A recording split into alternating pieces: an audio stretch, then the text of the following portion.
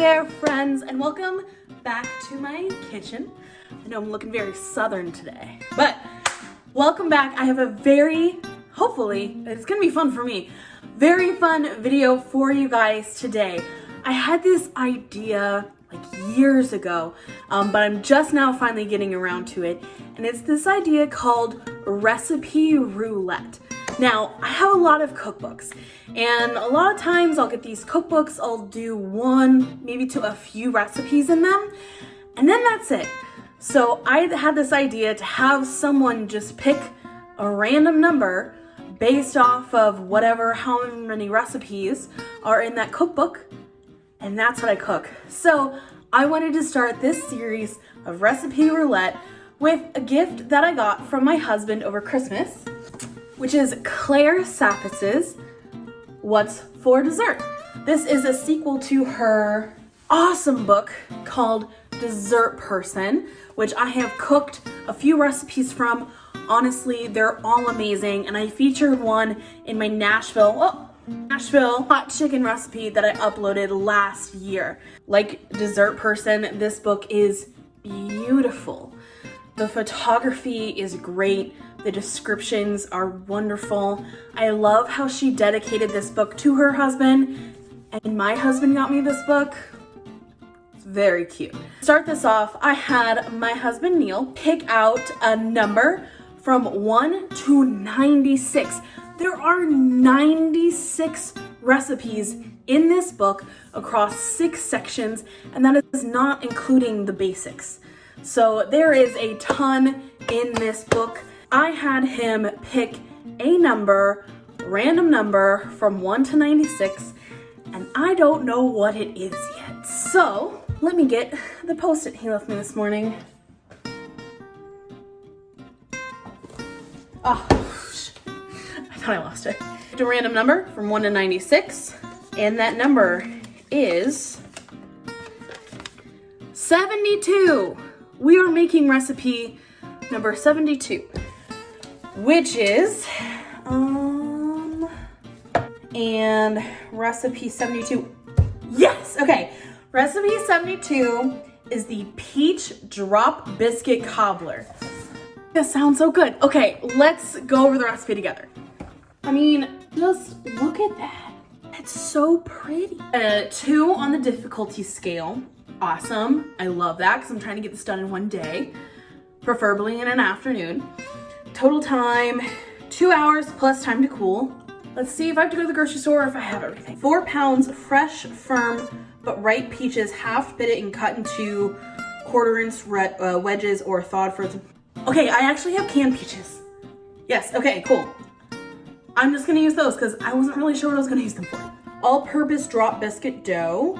So the drop biscuits, total time 50 minutes. Okay, cool. I think we can get this done in an afternoon. All right, I am so excited. This is so fun. There was definitely some really complicated things in here that he absolutely could have picked, but he didn't, thank goodness. Let's test out the first recipe, 1 on Recipe Roulette, but 2 from What's for Dessert, and make some peach drop biscuit cobbler. So here are our ingredients, pretty straightforward and to the point here, nothing crazy. What I'm so excited about is to use my canned peaches that I did this summer. I've never done them before. They've looked so pretty on my shelf. Very excited to use them. So we're going to start with the sugar and our lemon, and we are going to zest it. Now this is a new way of zesting. It's fine, but what I really do like is that it kind of collects all the zest.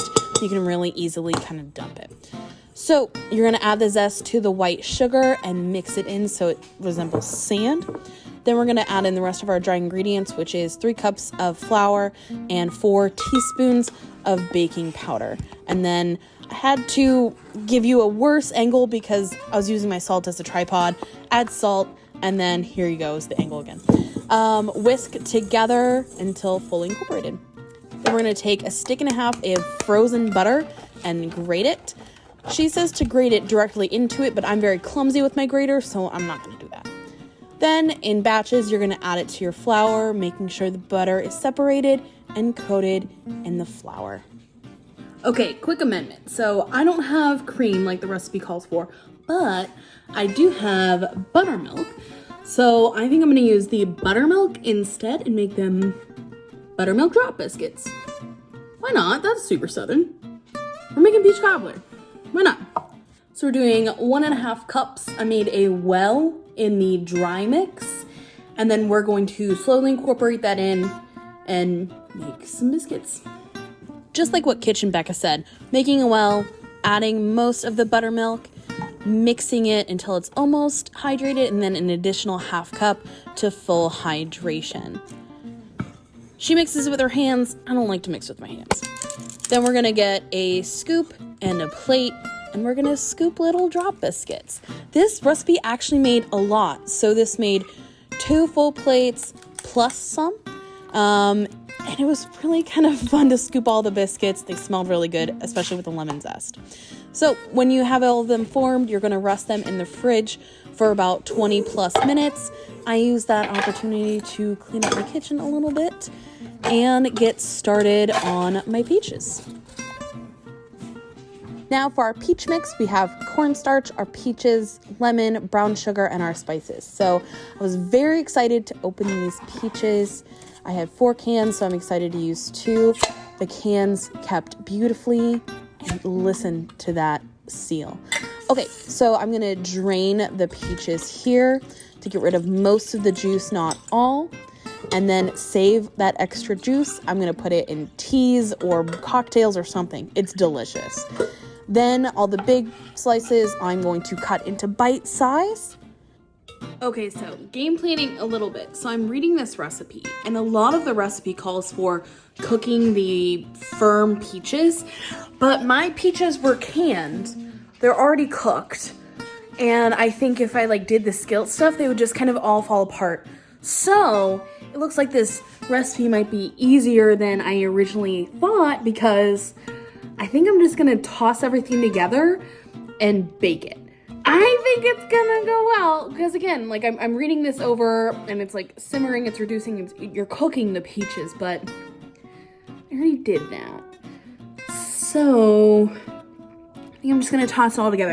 And I think just to complete the southernness of today, I'm gonna cook it in a cast iron skillet. So we'll see. It's peach mix time, baby. We are adding 3/4 cup of brown sugar, and then you are seasoning this with your heart. A lot of cinnamon, some ginger here, and then just a little bit of nutmeg in this household. I don't really like nutmeg, but whatever. Then, I'm sorry for the angle again, I need my salt. I'm gonna add a pinch of salt, and then just a little bit extra because I think salt in desserts is really good. There's your angle again. There you go, thank you. And then I'm gonna give it an initial mix so that brown sugar can start dissolving, because mine was a little chunky. Then I'm gonna add vanilla and a big lemon wedge here. Again, measure with your heart. So give that a good mix. Then it's cornstarch time. So I have a little sieve here that I'm going to add this in with so I avoid any clumping. So I have a big rounded tablespoon, because there was a lot of liquid from my canned peaches because I wasn't baking it. And then I'm slowly incorporating that. I ended up putting about an extra 1/2 tablespoon in there, but we should be good to go. Now it's time for your big old cast iron. Mine is huge. Got it as a wedding gift. I absolutely love it. So I am buttering it with some butter. This is just the extra 1/2 stick. I probably used a little less than a tablespoon, but I really wanted to make sure I got the edges because I knew it was going to caramelize. Then you dump your peach mixture in there, even it out a little bit, and then look at those glorious peaches. I'm so excited. And then you drop your cobbles or your drop biscuits. So there was a lot of biscuits, so they ended up being pretty close together. And then once you get all those in there, you brush it with cream. I had 1/2 and 1/2. And then some demerara or some big sugar. And look at that. It looks so good. And I'm very excited to see what this is like baked. So you're going to start it at 425, middle rack of your oven. And then after 10 or 15 minutes, you're going to drop it down to 350. And it's going to cook for longer than you think, about 30 to 45 minutes. But then it looks and sounds like this. Your house is going to smell amazing. It tastes so good. Look at that caramel peach syrup. It is incredible. The biscuits are light and fluffy. They serve up really well.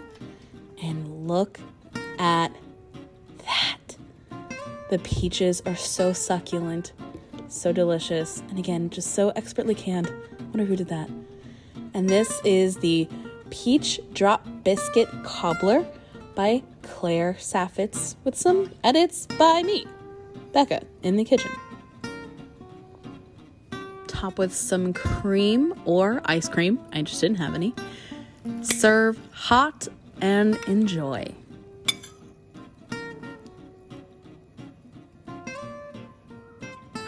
And that is our cobbler.